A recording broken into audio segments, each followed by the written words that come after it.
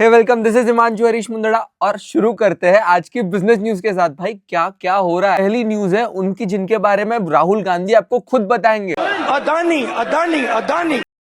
हाँ, अडानी की न्यूज है। गेस करो, इंडिया का लार्जेस्ट एयरपोर्ट ऑपरेटर बनने के बाद अब अडानी कौन से सेक्टर में आ रहा है? एयरप्लेन बनाने के सेक्टर में। तो अडानी ग्रुप ने ब्राजील के एम्ब्रेयर के साथ हाथ मिलाया कमर्शियल जेट्स मैन्युफैक्चर करने के लिए। ये मेक इन इंडिया के अंदर बहुत अच्छा इनिशिएटिव है। ये लोग साथ में मिलकर बहुत बड़े एयरप्लेन्स नहीं बनाएंगे, 70 से 140 सीट्स के एयरप्लेन्स बनाएंगे। और सबसे इंटरेस्टिंग बात, गवर्नमेंट उन एयरलाइंस को इंसेंटिव्स देने का भी सोच रही है जो ऐसे बनाए हुए प्लेन्स खरीदेंगे। फायदा तो होगा ही। और अगर आप कंट्री वाइज देखो तो ये हमारे लिए बहुत अच्छा है, क्योंकि ग्लोबली दो ही प्लेयर्स है, बोइंग और एयरबस, जो प्लेन्स बना के देते हैं। भाई अगली न्यूज तो ऐसी है कि जिससे इलॉन मस्क के सारे रॉकेट उड़ जाएंगे, मतलब वो टेंशन में आ जाएंगे। एनवीडिया के सीईओ ने सेल्फ ड्राइविंग कार्स का एक प्लेटफॉर्म लॉन्च किया है, मतलब टेस्ला से कम्पीट कर रहा है। ये एक बहुत अच्छी बात है और इनका जो प्लेटफॉर्म है ये ओपन सोर्स है, तो कोई भी इसे यूज कर सकता है। क्या आपका नया साल अच्छा था? एचडीएफसी बैंक के इन्वेस्टर्स के लिए इतना अच्छा नहीं था।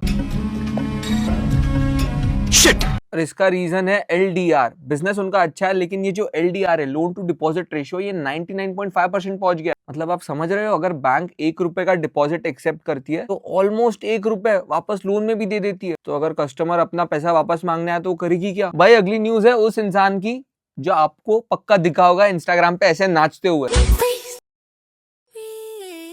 यहाँ डोनाल्ड ट्रंप की न्यूज है। डोनाल्ड ट्रंप प्रपोज कर रहे हैं कि वो इंडिया पे 500% का टैरिफ लगाएंगे। 500%। सेकेंडली, वो अपने मिलिट्री बजट को बढ़ा रहे हैं, और कहां तक बढ़ा रहे हैं? 1.5 ट्रिलियन डॉलर्स तक लेके जा रहे हैं। और उन्होंने क्या किया बताया? उन्होंने डिफेंस कंपनीज को एकदम क्लियरली बोल दिया कि भाई तुम डिविडेंड और बायबैक नहीं दे सकते। इसका मतलब है तुम इन्वेस्टर का मत सोचो कि उसको प्रॉफिट देना है या उसको अपने शेयर फिर से खरीद के प्रॉफिट बनाना है। आप बस इतना सोचो कि आप प्रोडक्शन कैसे बढ़ा सकते हो।